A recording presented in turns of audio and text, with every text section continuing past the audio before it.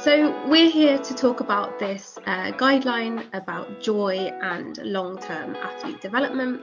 I'm mostly focusing it on tennis, but I've been told that maybe people are from other racket sports within the federation.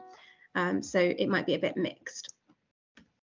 An overview for this session is that I'm going to very briefly talk about what the guideline actually says. Hopefully you've read the document, but I understand that people are busy and don't keep all of this information in their head all the time. So the presentation or webinar is split into two parts. Part one is focused on this internal drive, and part two is focused on that long-term developmental perspective. And then we'll have a summary and reflections.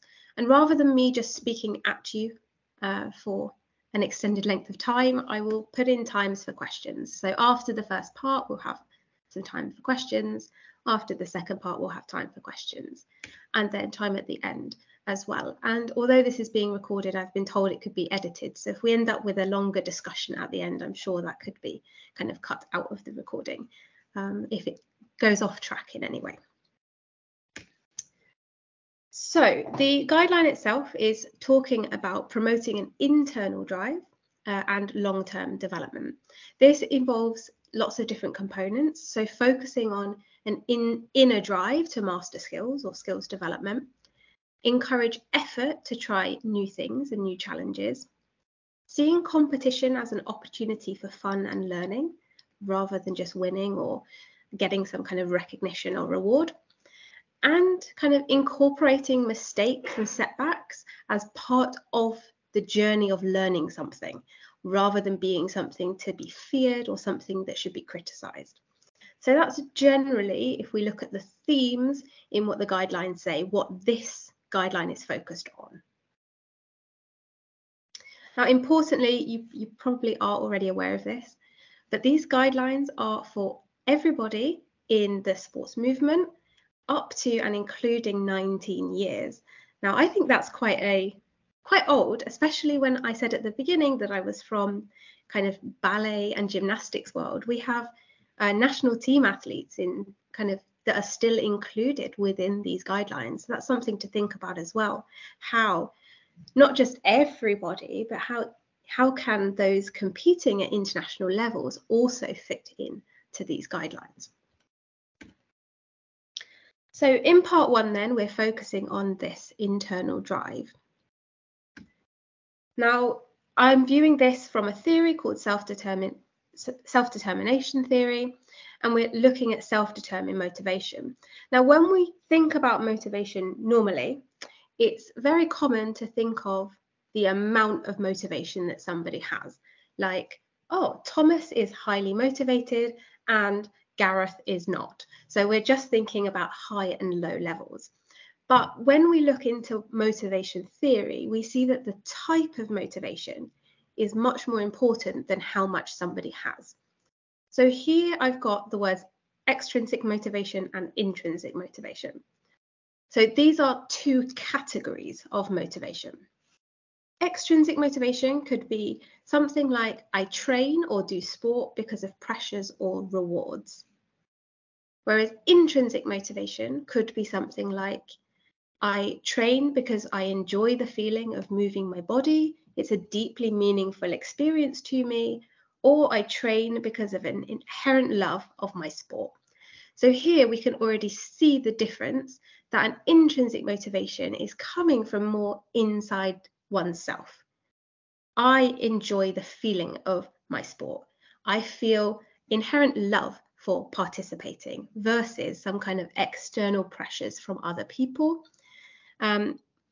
Now, this is two categories. When we look into the theory, it gets a little bit more complicated, and we break it down into 6 versions. It doesn't matter if you don't remember these. They're going to be on the slides at the bottom for this section. So a motivation on the left-hand side, that is essentially the absence of motivation. For example, I have no motivation to go to a taekwondo class this evening, so I'm probably not going to go. So a motivation is quite rare, because if you truly have no motivation to participate, then you don't participate.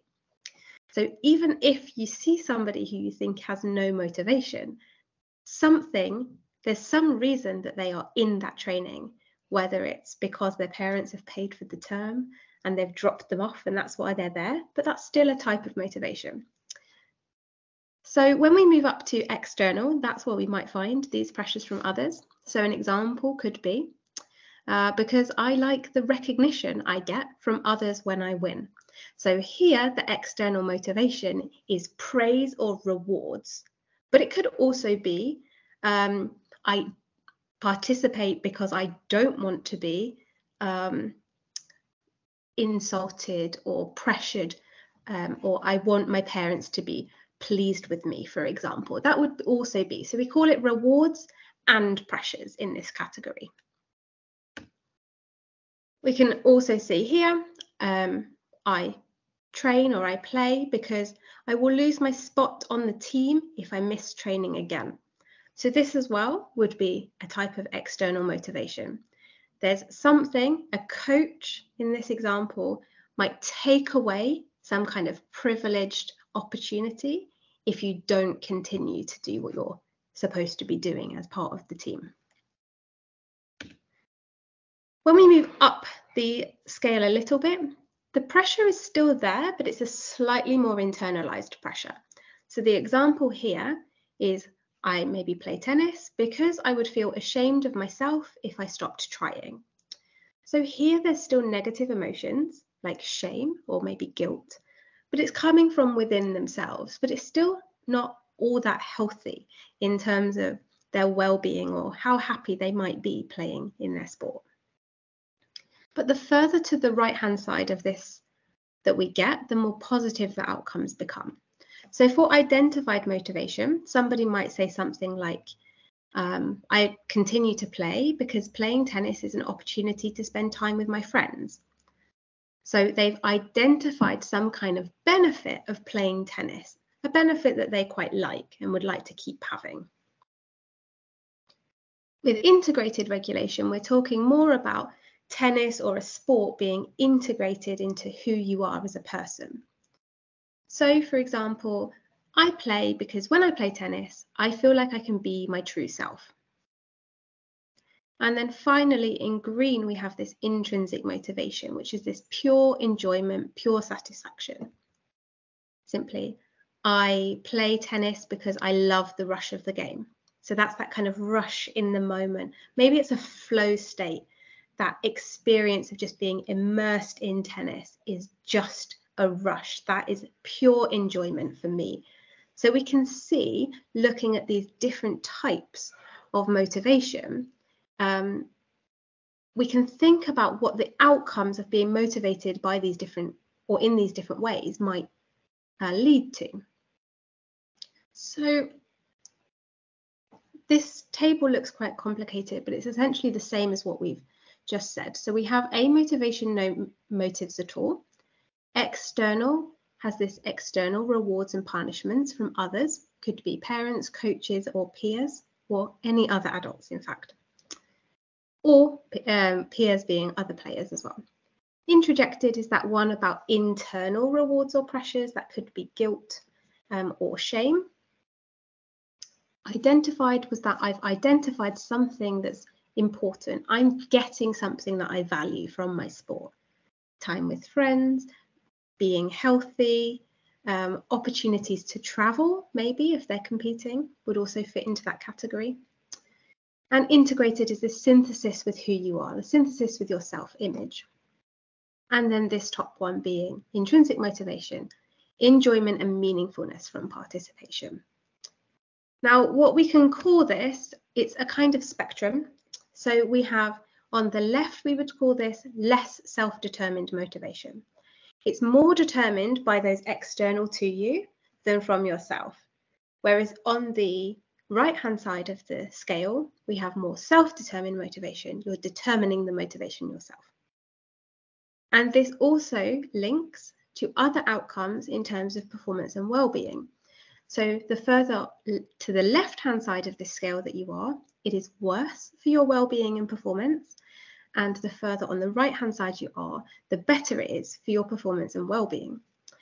Now, there are lots of reasons why this might be.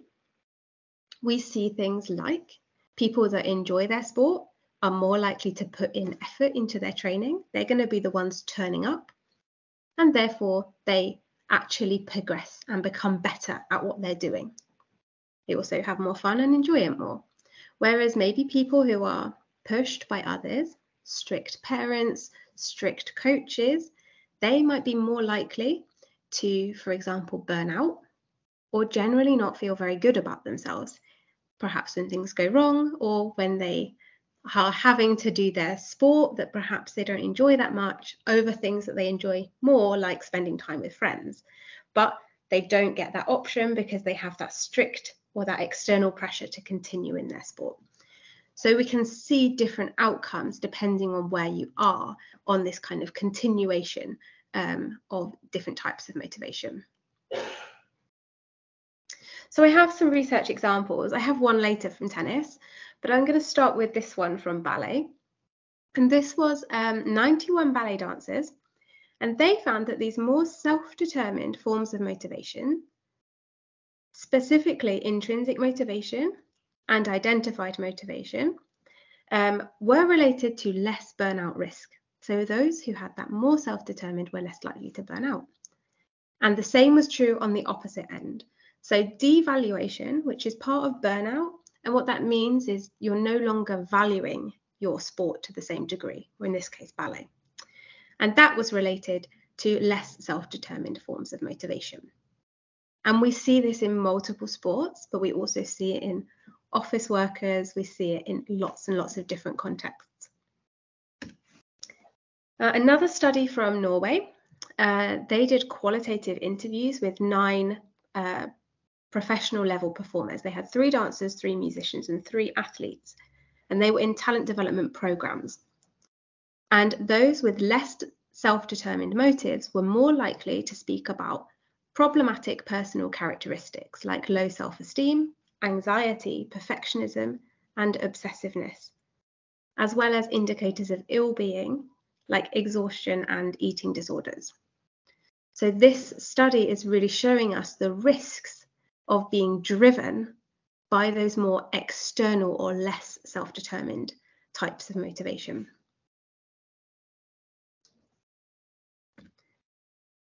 This is the example from tennis players, and it was a longitudinal study that was conducted across 2 years with 90 young tennis players. They were adolescents.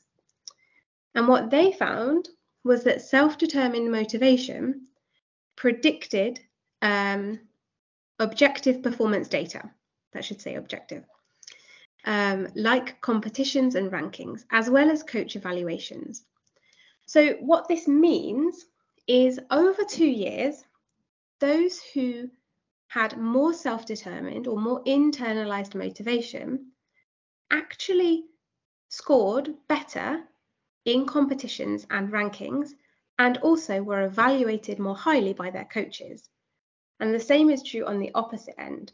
So those who were driven by less internal motives, like those external or introjective motives, they had lower actual rankings and lower actual performance and competition scores, as well as their coach evaluating them poorer.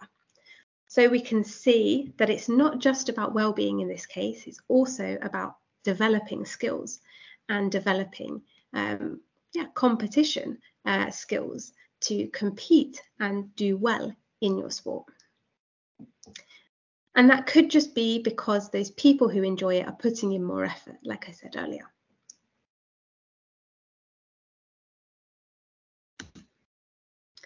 Now, I'm completely aware that it is not realistic to be driven purely by enjoyment 100% of the time. And that is okay. I cannot say that I 100% enjoy my job every single day, but I would say if somebody asked me that I enjoy it overall, in general. So some days, especially for athletes, it can be difficult, and that's completely normal and part of their journey. So maybe one day they don't love it, they might be tired, they might be worried about stresses from school, or have had problems with friends. and they don't really feel like playing or participating on that day. And in those days, it might be necessary to have some kind of other type of motivation. Maybe it is that you enjoy spending time with friends, and that's enough to get you into training on that day. Or it might be that you do need a push from an adult or from a friend who's going to say, I know you don't feel up to it today, but I really think you should come to training, and then maybe you'll feel better. And if you don't, maybe you can go home. So we might have days where we shift up and down this spectrum, and that's not a problem. We can't realistically be aiming to have children in sport who love it 100% of the time. However, what we can work towards is having people who generally like the sport overall and have more good days than bad. So that might mean finding enjoyment of the sport. A really good example of this is supplementary training for teenagers. I found in my research and in my applied work that sometimes people don't enjoy doing supplementary training, but we can say we do it because it's good for skills development. It's giving me something. It's making me stronger. It's making me better at my sport. It's important for me as a developing athlete. So on that day, we're trying to build that identified motivation to help them see the benefits of what they're doing and hopefully enjoy it a little bit more. But it might not be kind of absolutely meaningful and absolutely inherently enjoyable to be doing cardiovascular training for that particular athlete.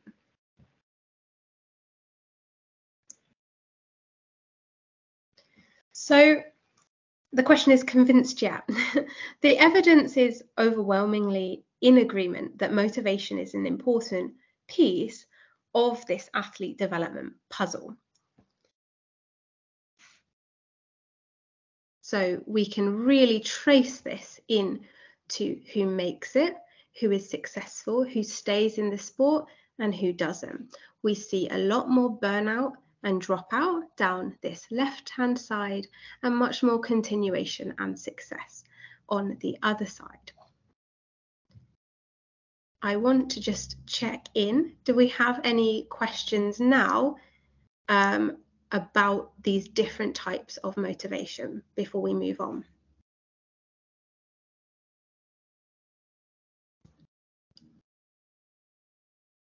I'm not sure I can see hands up.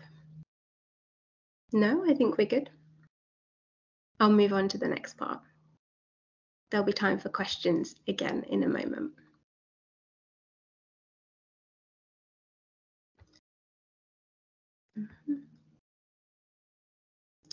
So one question that I pre-prepared for is, okay, we understand that having this more self-determined form of motivation is a good thing, but how do we actually support it? How can we help our athletes become more internally motivated?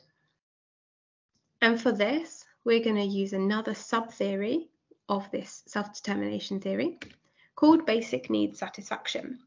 So in this theory, what it outlines is that if we nurture autonomy, competence, and relatedness, we can help support more self-determined motivation.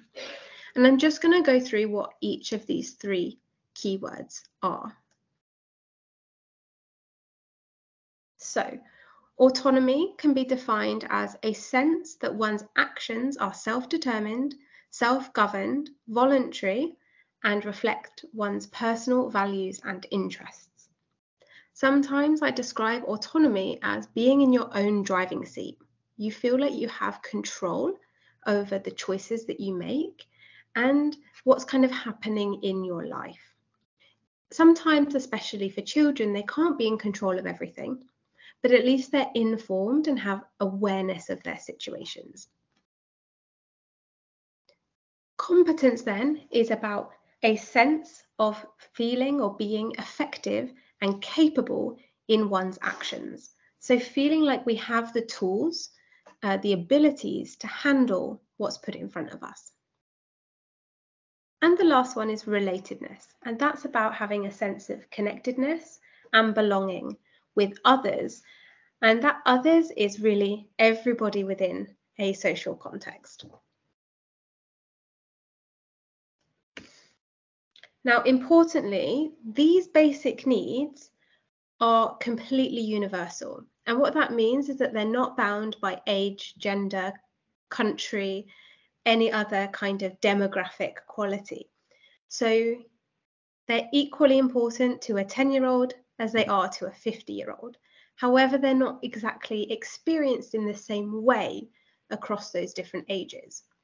So, for example, with relatedness, you might think something like, holding hands with my friend walking down the street makes me feel connected to that friend. However, I'm not sure that two women in their 30s or 40s would be walking down the street holding hands to feel a sense of relatedness or connectedness to one another.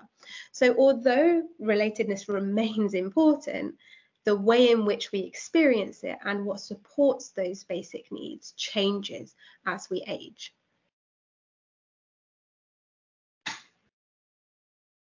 So if we take a closer look at supporting autonomy then, we can do that by providing opportunities for meaningful choice. That then gives us that opportunity to think, which one do I want more? Which one's more important to me as a person? Which one reflects who I am as a person? And then I feel like I'm in my own driving seat, deciding my future or deciding what's happening in my life at that moment. Now, going back to this thing about age, if we were in a any kind of racket sport situation and somebody asked, do you want the red racket or the blue racket for training today? Now, a 3-year-old might think that's a very exciting decision to make, and that might be very meaningful to them. However, you say that to a 14-year-old and they're probably, well, now I think about it, might depend on the 14-year-old. But, you know, it's not a deeply meaningful choice to many people beyond very, very young children. So we might be looking at more complex, more age-appropriate opportunities to provide choice. Like, for example, we can't do both competitions because of various reasons. Perhaps it's to do with difficulty with periodization. Perhaps it's to do with exam timetables at school. So we can't do both competitions. So would you rather focus on competition A or competition B? Now, you could open up and have the conversation with that athlete, and that would feel like a really meaningful conversation for them to be a part of, and they would feel like they have an influence on their training experiences. So the real take home of this is that providing choice and opportunities to express oneself on opinions really needs to be age appropriate and matching the maturity and the knowledge of that person participating in sport. But I also recognise that sometimes things just have to be done, like the example I gave with supplementary training earlier. We can't always, sometimes things just need to be done. So we can get around that and still be autonomy supportive by giving rationale or explaining the why. We do this drill to help us with all of these things. Or you should be on time to training because, and then you explain why it is important that they don't miss the warm-up, or how you do your daily goal setting at the beginning of your classes. Another good example of this that I've sometimes had from other people is with really, really young children. Sometimes they don't want to put their shoes on. And if you gave them an autonomous choice, they might choose to leave the house not wearing any shoes. But as adults, we know that that's maybe not safe, maybe not very practical when it's raining outside or cold outside. So we do sometimes have to be setting down rules, but we can do it in a way that's supportive by explaining why.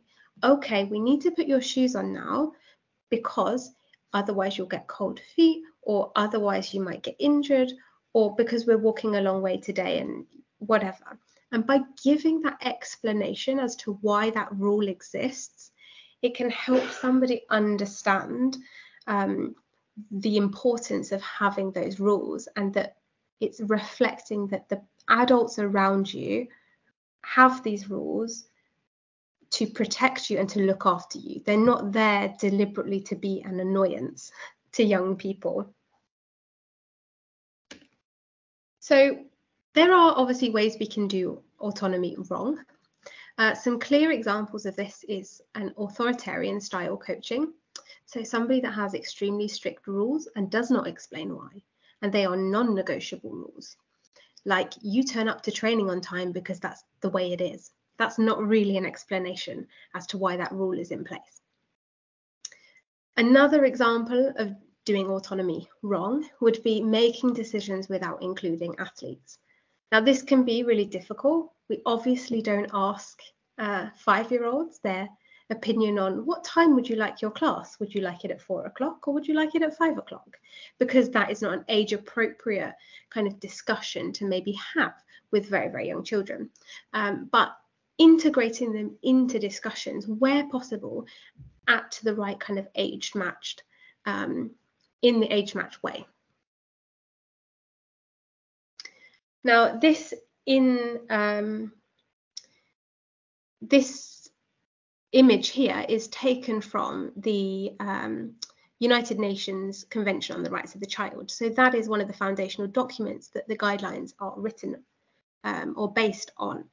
And it clearly says in part 1 here that the child who is capable of forming his or her own views about they should have the right to express those views freely in all matters that affect the child. And they're given weight in accordance to the age and maturity of the child.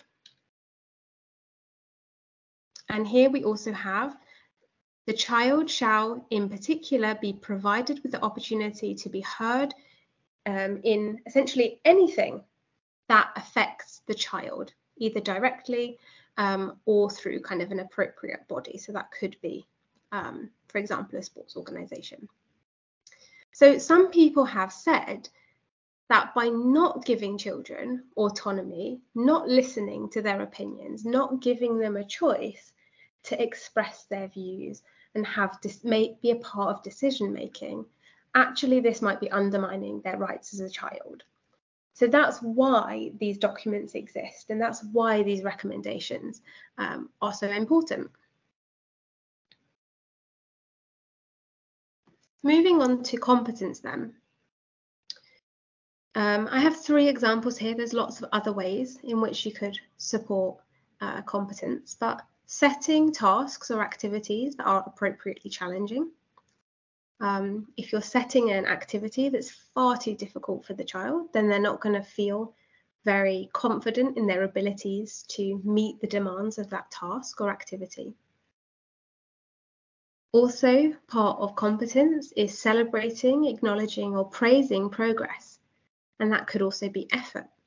So when somebody does something well, you can tell them that you think they did well and that they did a good job. And that's a way to boost their sense of, well, it's like a reinforcement of that good behavior, or reinforcement that they've done something that's worth being celebrated. And an important thing here is focusing on individual effort and skills development. So things like, wow, I think your serve is getting much stronger, or yes, I think that your jump height is really improving. So then we're thinking about that on an individual basis, rather than giving feedback like, wow, you're jumping much higher than everybody else in the group, or your serve is much better than everybody else's in the group, because then we're feeding kind of a more competitive or a more comparative environment, which is not so good for many things. So focusing on that individual development is a really good way to help people feel like they have competence and are able to do skills and to keep developing and learning.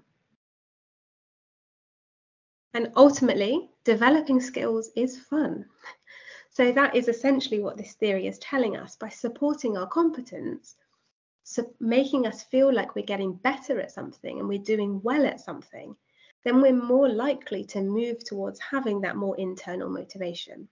So this is a really strong link between how doing this can help us develop that greater sense of internal drive. We can be proud of our efforts and proud of the skills that we've learned. In terms of what not to do, the opposite of this would be things like punishing or criticizing mistakes. Now, the guidelines do speak about incorporating mistakes as part of the learning process rather than seeing them as something to be avoided or that's unacceptable within the sports environment. And it's quite clear to see that if you criticize mistakes, then people are going to feel bad about their abilities of doing something. So that's really going to undermine that basic need. And I already mentioned about this focusing on individuals rather than comparing between athletes. And also focusing only on the winning could be problematic for competence. Now, I completely understand that winning can give a competence boost. Winning a competition, whether that's a within club, within group competition, or whether it's a regional or other kind of competition, winning feels good. People like doing that. But it shouldn't be the main source of somebody's sense of feeling capable or their sense of competence. Because then what happens if you don't win? If you don't win, suddenly you feel incompetent, not good enough, or some other kind of inferior to those around you, for example. So by having the emphasis on your individual development, then you can continue to feel competent, you can continue to feel able, regardless of whether you win. So I like to think of winning as a boost on top of your own development, rather than being the main thing that's giving you a sense of being good enough. With relatedness then, there are so many interpersonal relationships that happen in sports organisations. We have just some listed here, but definitely not all. So the coach-athlete relationship is one of the key ones, and one that you're in control of. And then there's also how athletes communicate and relate to each other. But then there's even wider than that, how coaches are communicating with parents, how parents are communicating with their children, and also even in some situations, it might be athlete to spectators at a competition, athlete to competition officials.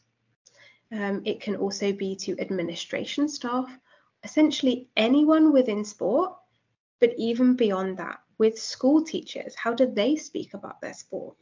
So anybody who has a social influence on a child has the potential to make them feel more related or not.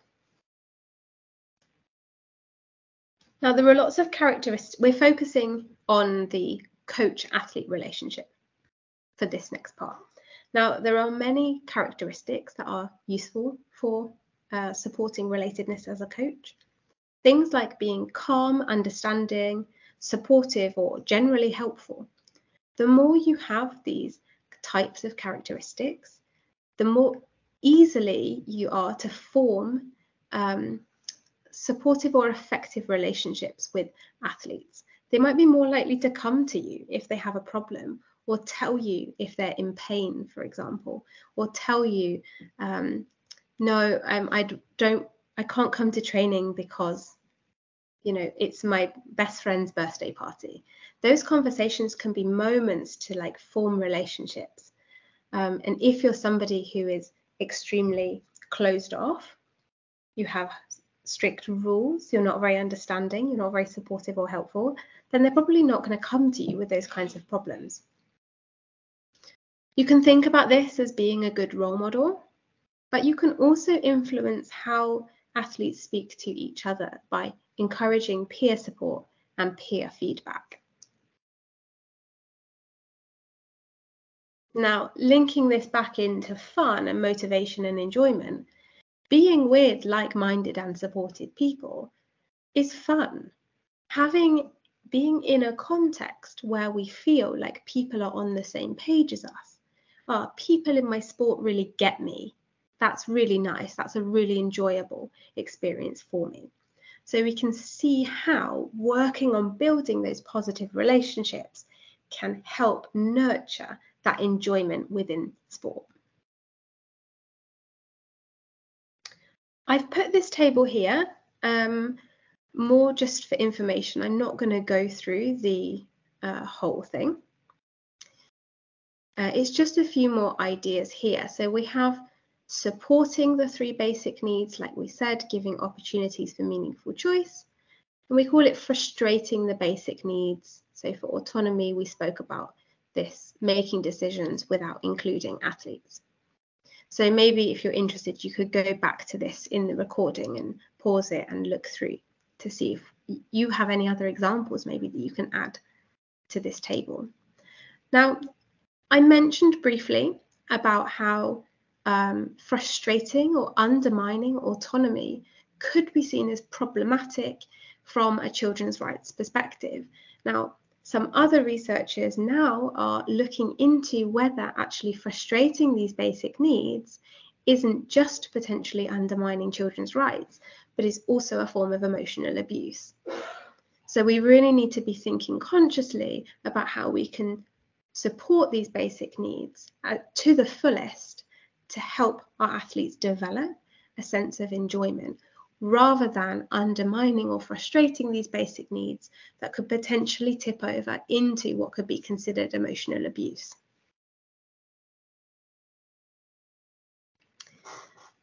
Another research example from football. This person did a really fascinating research study actually. And what they did was they did focus group workshops with players, their coaches, and their parents. And they spent these workshops trying to identify sources of fun in their sport. Now, they came up with so many different things that were fun. And I've read this paper and looked at some of their outputs. And I thought that many of their components fit into these 3 basic needs. So they had things like learning and improving was a source of fun, and trying hard was a source of fun. Now, I think that sounds like competence support. And they also had categories like team friendships are a source of fun, team rituals are a source of fun, and swag. Swag is things like hats maybe with team logos or water bottles with team logos. Now, I would say these kinds of things would be also supporting relatedness. There were less of them about autonomy, but I think autonomy comes underneath both of these, because you need to have an authentic choice. Doing football in this case is important to you, and therefore your friendships matter, or because football is important to you, that's why you value and enjoy trying hard. So then you can see this interrelational aspects. So overall, we can say with reasonable confidence that young athletes who have their basic needs supported have more enjoyable experiences in sport than those without that basic needs support. So working towards supporting those basic needs is a really good thing in terms of satisfying the recommendation for creating or nurturing that inner drive. This is our time for questions on part 1 before we move on to part 2. So, it's not letting me stop share. There we go. If anyone has any questions, we can take them now, or we can wait till the end.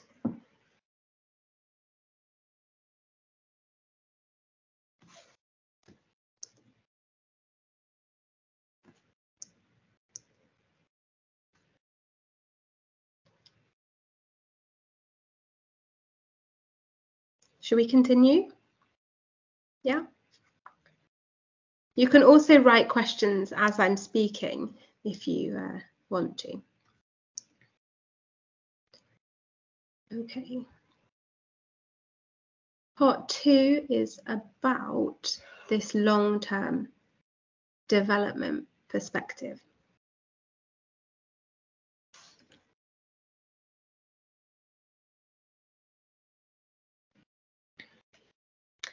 So when we're thinking about long, that we're exclusively on an elite perspective. So we need to be careful about thinking that long-term or lifelong athletes are not just those who go on to international success.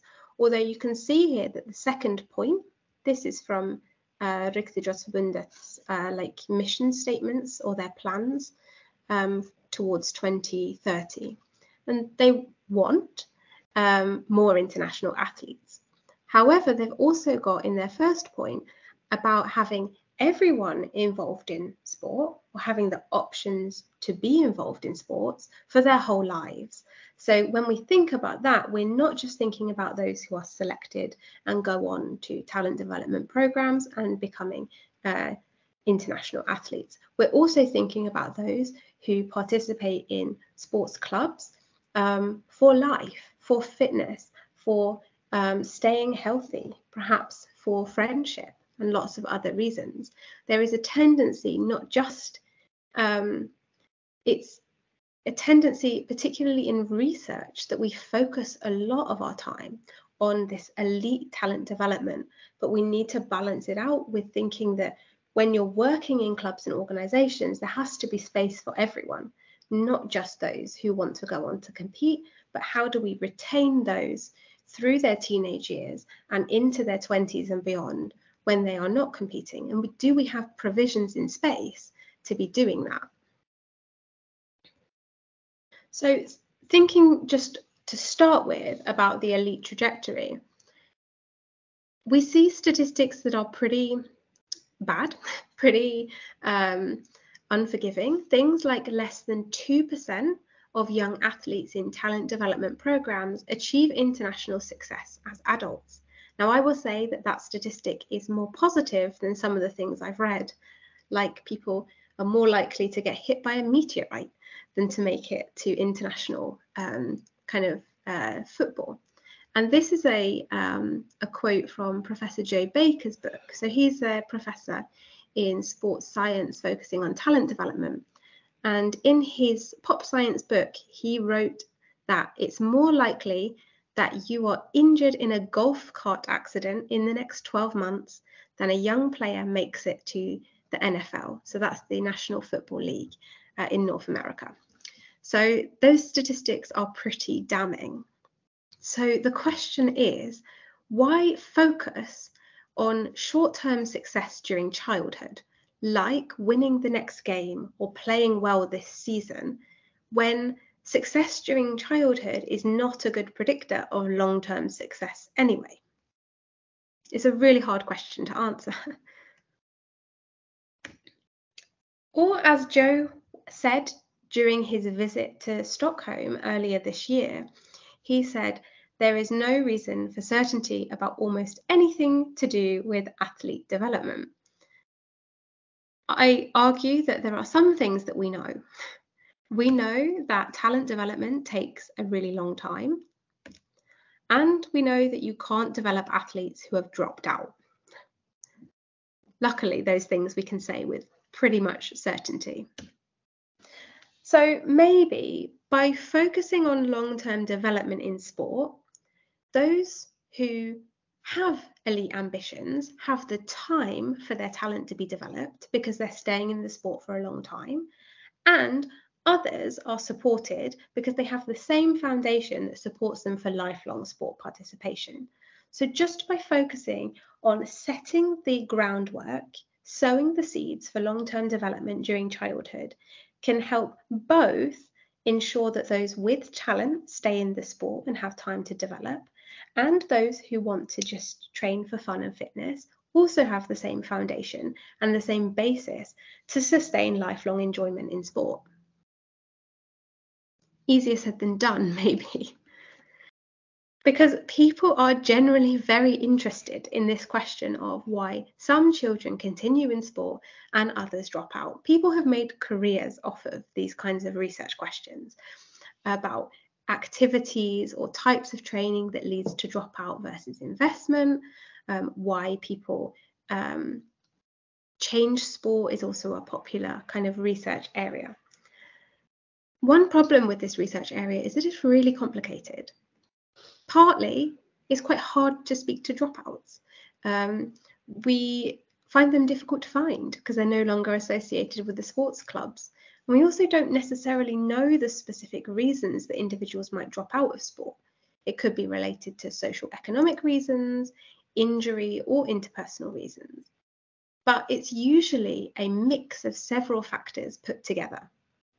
And important for you guys to know, some of these things you can control or have influence over, and some of these things are completely uncontrollable, at least to sports organisations. So, for example, if a child drops out of sport because they find the environment too strict, or they find that they don't want to train 5 days a week because that's too much training, that's something that could have been avoided.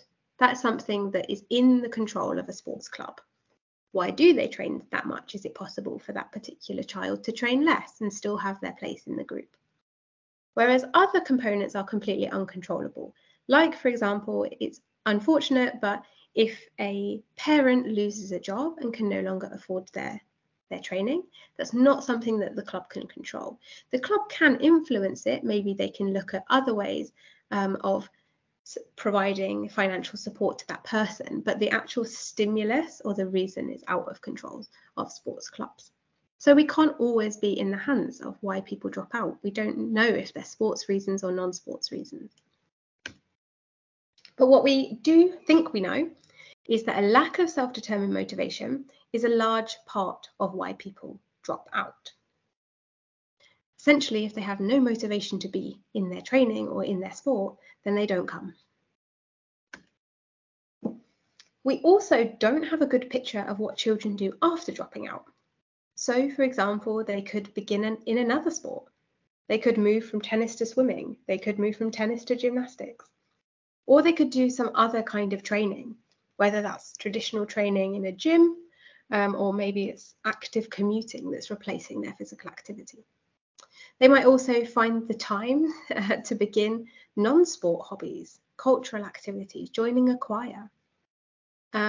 Often people think that dropping out of one sport means that they stop all physical activity, but actually we don't know that for certain to be the case. So that's just something to think about how we frame what dropping out is. When we fail at long-term development, people think failing long-term development is that our athletes drop out. But we don't always know that they aren't taking the skills and taking that foundation that they've learned in their sport and putting it to use in other activities that are beneficial for their ongoing development. One study done by Britta is based at Glädje as well. And this is a longitudinal study. And they were looking at reasons that teenagers continue or drop out of club sport. And they found that teenagers want to be a part of club sport because of a sense of enjoyment, learning, belonging, and feeling healthy. Now we can see that these link into some of the things we've said already. So enjoyment, maybe being intrinsic motivation. Learning could perhaps be around feeling competent. We're learning new skills, building our competencies. Belonging fits in with relatedness. Feeling healthy could maybe be one of those identified forms of motivation. I participate because I feel like it's supporting my health. And they also found that teenagers drop out when sport becomes too serious, non-flexible, time-consuming, and too competitive. And this then leaves the question of perhaps those who continue in sport through their teenage years and beyond are the ones who enjoy competing, or at least those who are good enough to be selected. So this opens up this question of what do we do for those who are not selected, and how can we keep them engaged with that lifelong perspective? Now, I've already started to mention this, but nurturing an internal drive is already part of having a long-term developmental perspective, because the more you enjoy something, the more likely you are to keep practicing and keep improving. And that's maybe why several models of athlete development include fun and play as foundational components in early childhood sport participation. Now, this also links to another one of the guidelines, which is around play. So variety and play is another one of the guidelines for youth sport in Sweden. But in this presentation, we think about play as being an autonomously or self-determined activity that facilitates the development of intrinsic motivation. So if you are playing, for example, with you're in the garden kicking a ball and throwing balls when you're younger, and that's still play activity, then you might develop an enjoyment of that experience of being associated with that activity. So that can nurture and develop intrinsic motivation. This model is one of the ones we're going to quickly, I say that with not so much confidence, just highlight some of the important things. Now, this model is called the Developmental Model of Sport Participation. It's from 2007. So it's not the newest, but it still is very popular in the applied sport context. And it's also not sport specific. So it was generated with most sports in mind.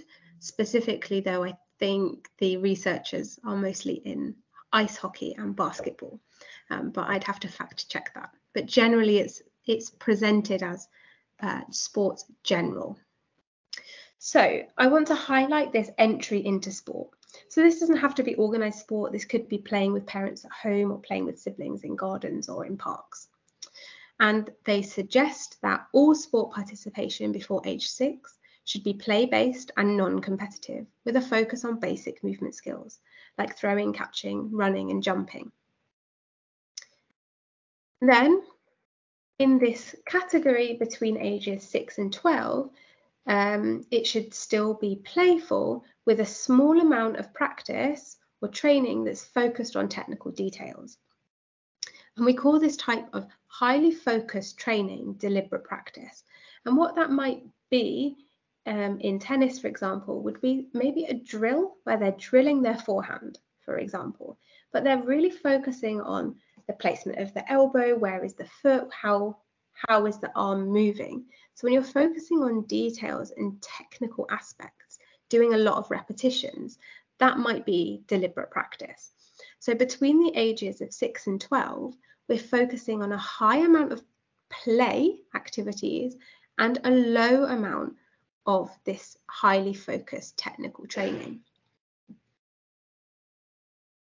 And the reason for this is that the play or the deliberate play activities, that's organised play in the context of sport, increases that intrinsic motivation, supports that internal drive, and can sustain interest within a sport for more long term.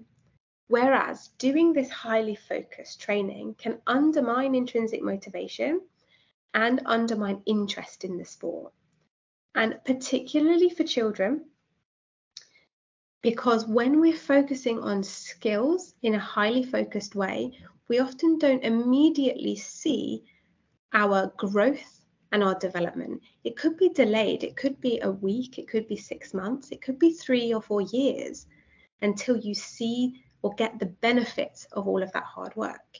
But when you play, you get instant satisfaction from that activity because right now this is enjoyable, rather than thinking in 2 years it's going to be really enjoyable to be good at this skill.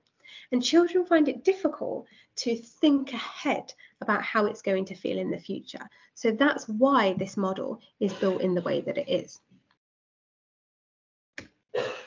We move into this next category then.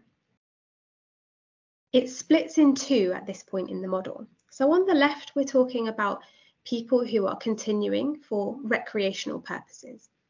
So in this category, they continue with a high amount of deliberate play activities. That's that playful, intrinsically motivating, fun type of training. And they only continue with a low amount of that highly focused technical training. And the focus shifts onto fitness and health. For those who are aiming for elite performance, they will increase their amount of deliberate practice, that hard work type of training. But you can see that it's balanced. So their play and that highly focused training is in a kind of equilibrium. The reason that hard work, that high repetitions, that deliberate practice is possible for those people is because they've spent potentially many years in their training developing that inner motivation. So they've had the time to develop the inner motivation, and that then makes doing that hard work feel worth it and makes them see the bigger picture of doing this is good for my tennis, doing this makes me feel true to myself. So they already have built that love of the sport by the time that they are being introduced to that more specific and highly focused training.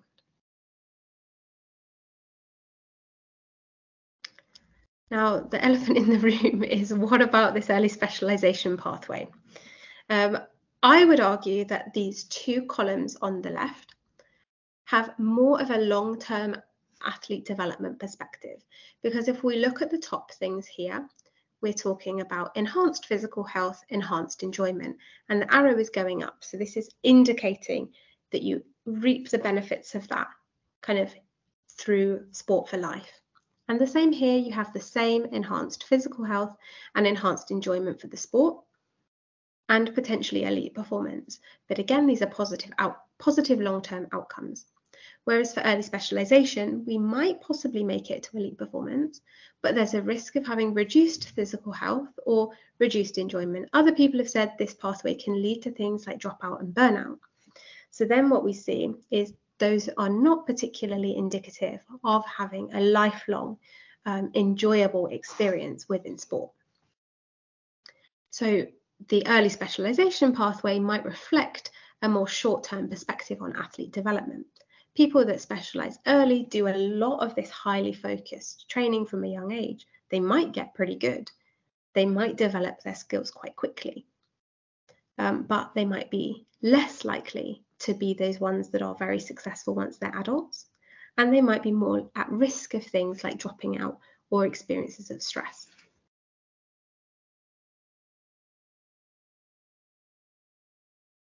I wanted to just add in a brief note about competitions, because the guidelines do mention competitions. And I just have two quotes from interviews that I did as part of my PhD research. Now, both of these quotes are from high-level gymnasts, and they're both female. The first one is a team gymnast, and the second one is an artistic gymnast. And I'm just going to read them. So the first one says, "I started to compete when I was around 6 years old. At my first competition, my coach yelled at us because people in our team had fallen down. But I took it personal because I stood quite close to the coach that yelled at us. So I thought I was doing bad things.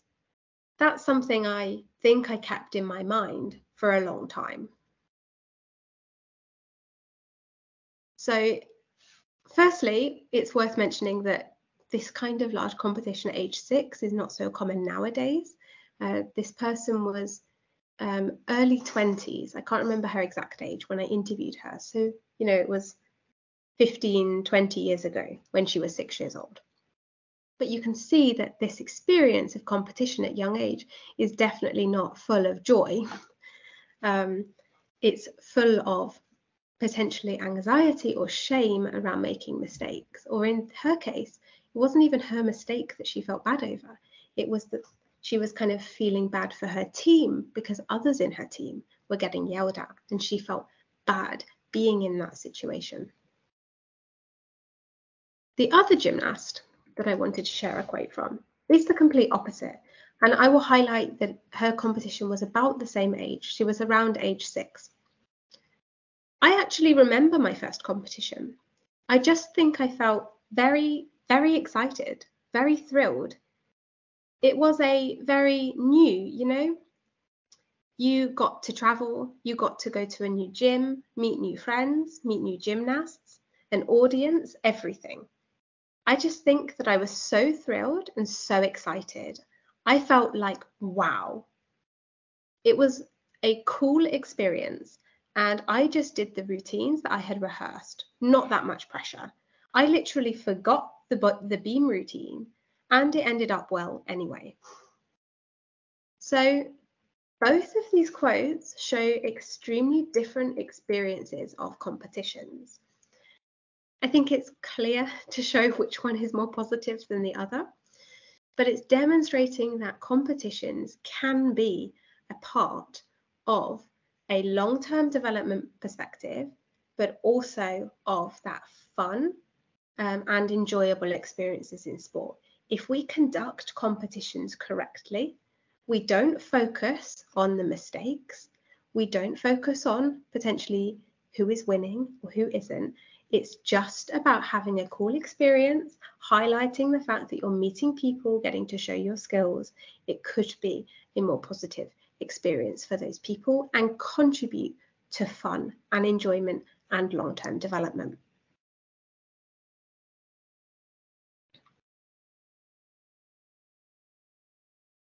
I was going to have a quick break for questions. Do we have any questions written, or shall I continue?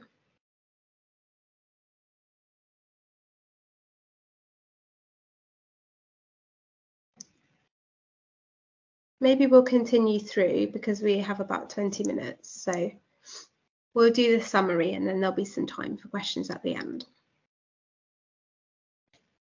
Okay, so this is just a summary from that first one of the internal drive. If we're thinking about the fact that more self-determined motivation is associated with many positive outcomes for performance and well-being. That's one of the take-home messages you can have from this session. We also spoke about satisfying those three basic needs of autonomy, competence, and relatedness can help facilitate that more internalized motivation, that more self-determined motivation, which in turn helps to drive those more positive outcomes for performance and well-being. And we also spoke about the what not to do in terms of frustrating or undermining those basic needs. Because if we do that, we're more likely to push people down towards those more external reasons for motivation, which can have negative outcomes for performance and well-being. And we also mentioned how such coaching behaviours or such management behaviours might also be infringing on some of those children's rights outlined in the Convention of the Right of the Child, or potentially tipping over into what could be considered emotional abuse. We also spoke a little bit about this long-term perspective. So getting ahead at a young age by focusing on short-term success, like winning this week, winning this match, is not really a good indicator of long-term athletic success, and it might even lead to dropout or burnout later.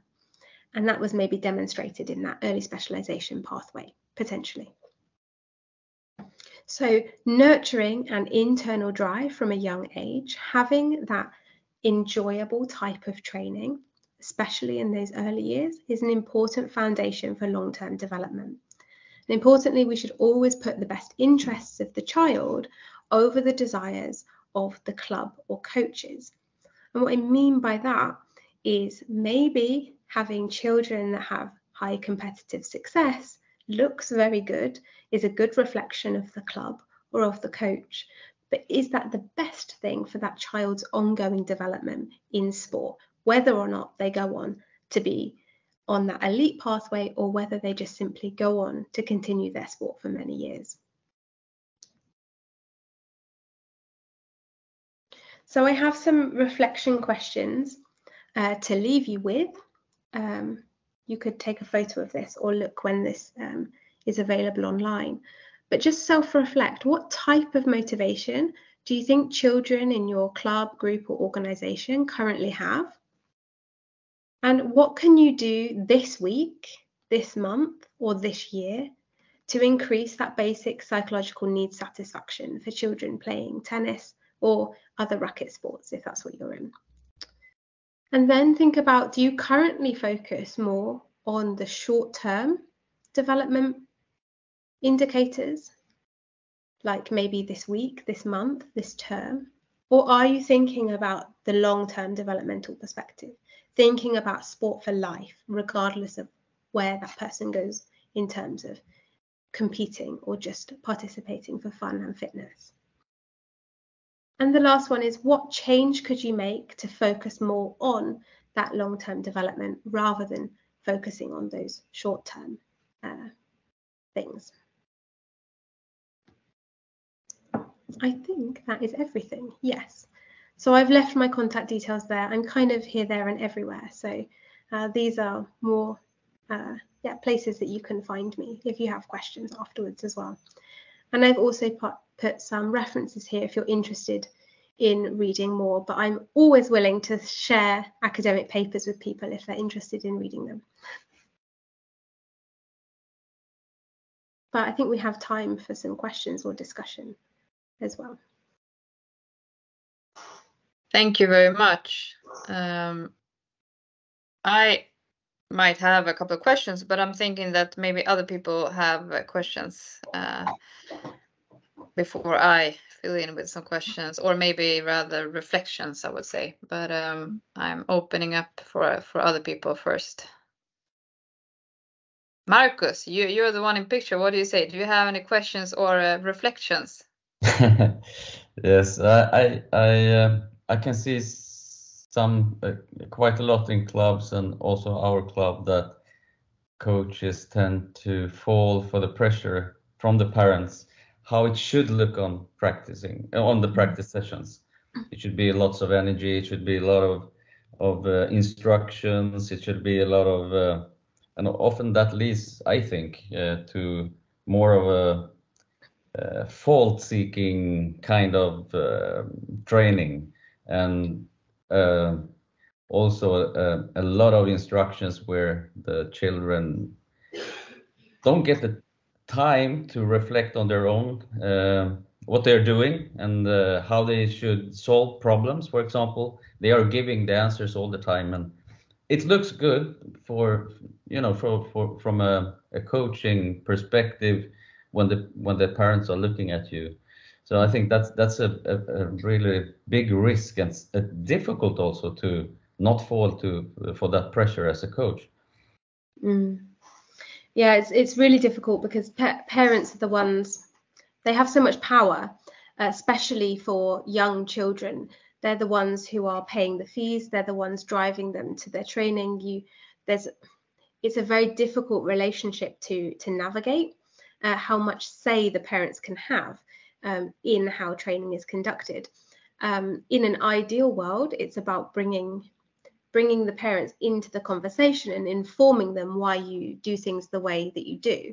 But I understand that that's very resource heavy. It takes a lot of time and other resources, like potentially, financial, of bringing somebody in, paying for somebody's time to sit down and have those conversations with parents.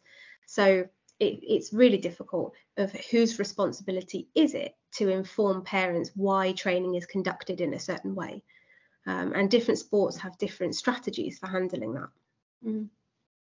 Yeah, I actually got a critique the other week from one parent. It was the first time I have a new group, and one of the children, one of the mothers to one of the children, had quite a lot of critique for how I worked and what I did. The first thing I do when I meet children for the first time, I want to create sort of a bond between us, and it should be fun, and I want them to trust me, and so a lot of fun, a lot of play, a lot of just to grow that confidence within them, and the trust in me, that I want them to feel good about themselves, and then we can do a little bit of deliberate practice and working on technique and maybe change tempo and be a little bit more, what do you say? Yeah, put a little bit more pressure, give them a more of a challenging tasks, for example. But so it's I ignore that, but of course, but it's very clear that a lot of parents have their own ideas of how it should look and how it should sound and how it should be conducted. I think sometimes it's worth it seems quite obvious to some people, not to others, that I've never come across a situation where a parent truly has ill intentions. A parent wants the best for their child, and the coach wants the best for the child as well. We're playing ideal situations here, but if they're both working towards the same thing, they both want the best, but they have competing ideas on what that looks like. You can still approach it from the foundation that you're not working from the same route. You have the same intentions here, and here's why we're working this way. And sometimes finding that common ground is what it takes to understand that the coach, it's not that the coach is incompetent or lazy or not interested in my child. It's coming from the fact that they're also trying to work on developing my child in the way that they think is best.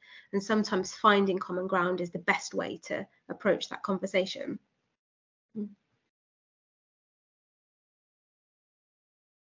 I think that also some parents, or I would say many parents, and also some coaches are convinced that deliberate practice has to be put in place in a certain age, already maybe in 7 or actually maybe even 6 years of age, that it has to be put in place.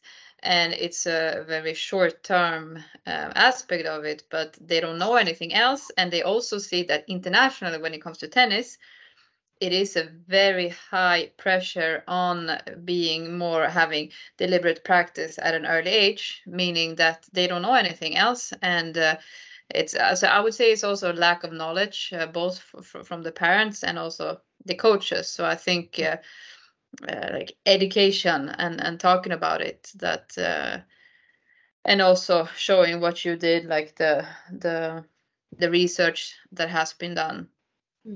But you're always going to have coaches and parents, but I would say coaches also. I mean, we do have coaches today internationally as well, where they put deliberate practice in place at a very early age.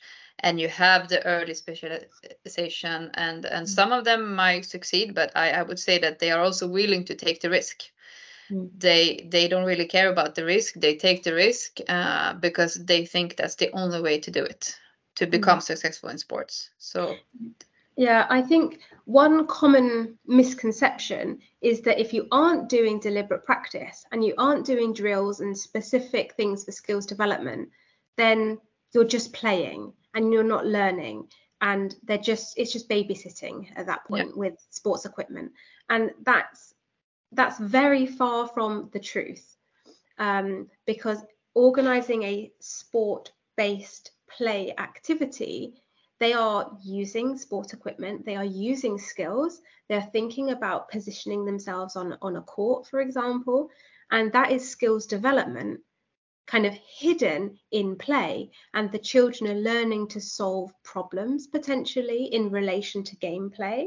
So they're developing skills in a less regimented way, but people think that they're not learning as quickly, but that's not actually true if you look at the kind of skills development that you can get from simply playing.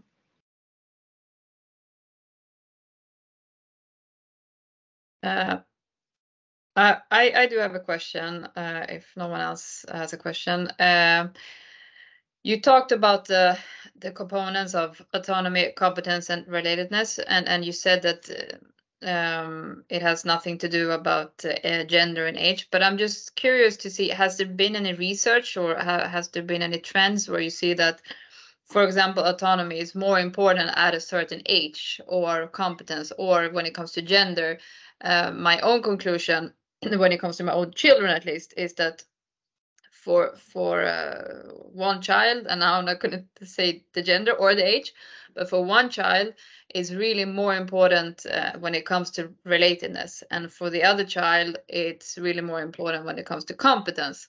And they have different genders and they also have different age. So I'm just curious to know, has there been any research, and do you see any trends when it comes to that? Yeah, definitely. It's quite difficult.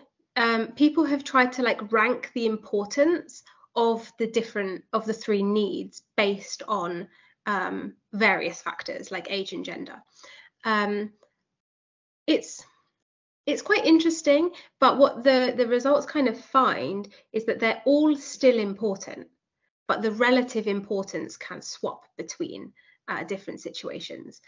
So, for example, autonomy is more important with age, kind of peaking, in early adulthood and beyond. So if you take away autonomy from an adult, they're more likely to respond negatively to that.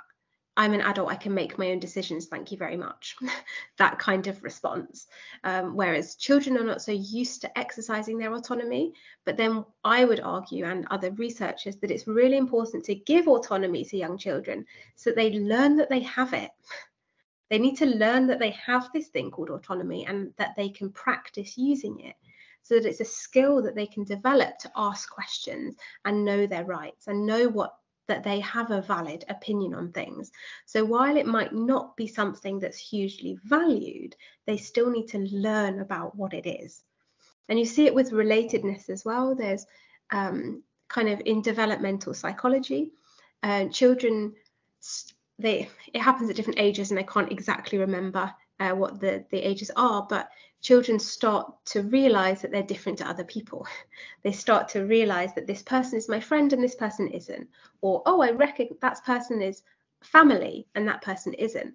So they start understanding relationships. So then at that point in their development, they particularly value relatedness during that time, for example. So there are some examples, but the literature and the research still says that all three are important regardless of those demographic qualities. It's just that the importance of them might shift a little bit based on age.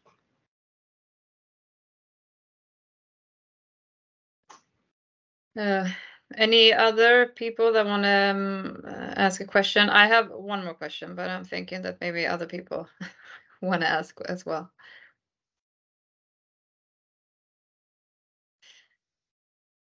Well, I'm going to ask my question then, and then we'll see if there will be more questions.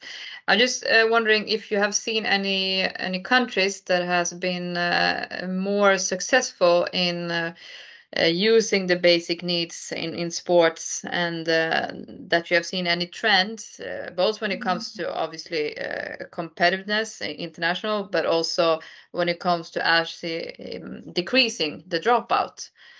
If you've seen any countries that are they are really working well with the basic needs, and they have really put it into place with the coaches and in their educational program and so on. It's a difficult question, and I think countries is too broad.